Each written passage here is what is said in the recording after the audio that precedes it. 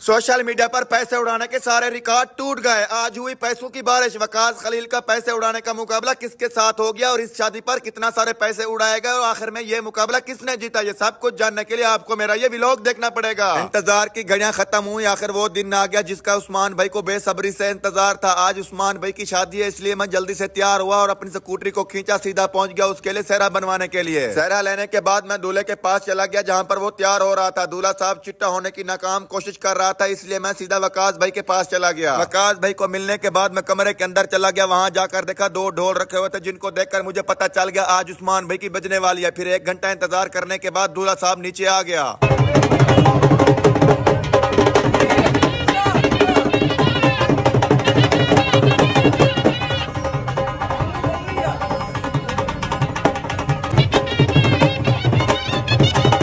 उस्मान भाई की शादी को रंग लगाने के लिए हमने लाहौर से 3 खूबसूरत लड़कियां मंगवा रखी थी, जिन्होंने आकर शादी के ऊपर बड़े बड़े भंगड़े डाले और सबको खुश कर दिया। भंगड़े डालने के बाद अब बारी थी आतिशबाजी की। हमने वहां ठहर कर खूब आतिशबाजी की, जहां पर रोड भी बंद हो गया और सब लोग देखकर हैरान हो गए। अच्छी तरह से मौज मस्ती करने के बाद हमने अपनी गाड़ियों को खींचा और सीधा मैरिज हॉल पर पहुंच गए, जहाँ पर कुछ मेहमान और झोमरी वगैरह हमारा इंतजार कर रहे थे। जैसे ही हम हॉल के अंदर घुसे तो वहां जाकर देखा माशाल्लाह बहुत ही अच्छा सा सेटअप लगा हुआ था और झोमरी साहब बड़े ही खूबसूरत अंदाज से सिरे की झूमर लगा रहे थे। झूमर लगाने के बाद अब बारी थी सेहरा पहनाने की। वहां पर उसके दोस्तों और रिश्तेदारों ने बड़े बड़े सेहरे पहनाने शुरू कर दिए। ये सब देखकर मुझे गैरत आ गई। मैंने एक सेहरा निकाला और दूल्हे साहब को मुबारकबाद देकर पहना दिया। माशाल्लाह हमारे दूल्हे साहब थोड़े सेहतमंद ज्यादा है, इसलिए दोस्तों ने सेहरे भी ज्यादा पहना दिए। वजन इतना बढ़ गया, ये बेचारे चल नहीं सकते थे, इसलिए हमने सेहरों को खुद पकड़ा और इस भाई साहब को दुल्हन के पास भेज दिया। जैसे दूल्हा गायब हुआ, इधर से मैंने मेहमानों को खाना देना शुरू कर दिया। सारे मेहमानों को खाना देने के बाद मेरे ढेड को भूख पटने लगी, इसलिए मैं टेबल के ऊपर बैठ गया। जैसे ही मैं टेबल के ऊपर बैठा, खाना फौरन आ गया। फिर मैंने बैठकर 10-15 रोटियां खाई। रोटियां खाने के बाद मेरा पेट फुल हो गया। इतने में दूल्हा साहब भी वापस आ गया। अब बारी आ गई थी पैसे उड़ाने की। इस शादी पर वकास भाई और उसका कजन जो दुबई में रहता है, इनका पैसे उड़ाने का मुकाबला हो गया। यकीन करे पैसों की इतनी बड़ी बारिश हुई, फिर बंदा चल ही नहीं सकता था, हर तरफ पैसे ही पैसे थे। शादी पर हमने ना ही ज्यादा मेहमानों को इन्वाइट किया और ना ही कोई ऐसा प्रोग्राम किया जिससे फहाशी पहले, क्योंकि हमें ये सब अच्छा नहीं लगता। हम जब भी इंजॉय करते हैं आपस में करते हैं। फिर हमारा मुकाबला आहिस्ता आहिस्ता गर्म होता गया। वकास भाई को इतना पैसे डालते हुए देखकर मुझे भी गुस्सा आने लगा। मैंने अपना बैग उठाया और पैसों की बारिश कर दी। पूरे 3 घंटे ये मुकाबला चलता रहा। पैसे इतना ज्यादा हो गए, फिर उन भाई साहब ने कहा यार थोड़ा सा इंतजार कर लो, हमें ये नीचे वाले पैसे उठाने दे, उसके बाद डालना। फिर हमने थोड़ी देर रेस्ट किया। ये देखे पैसे इतना ज्यादा हो गए, उन भाई लोगों को उठाने के लिए झाड़ू लगाना पड़ा। उसके बाद जहाजेब भाई के छोटे बेटे आ गए, जिनको पैसों के ऊपर बिठाकर हमने 3-4 टिकटॉक बनाई। टिकटॉक बनाने के बाद वकास भाई ने दोबारा से पैसे डालना शुरू कर दिए। अब बारी आ गई, मैं आपको बताता हूँ कि ये मुकाबला आखिर किसने जीता है। इस बार वकास भाई ने बड़े नोट डालना शुरू कर दिए, जिसको देखकर उसके कजन ने कहा भाई मेरे हाथ खड़े हैं, आप ये मुकाबला जीत गए हो। आप मेरा ये व्लॉग किस सिटी से देख रहे हैं कमेंट में बताना, और मेरे इस व्लॉग को जितने भी सराइकी लोगों ने देखा है, मेरी उनसे एक रिक्वेस्ट है कि कमेंट में सराइकी ब्रांड लिख के जाना है।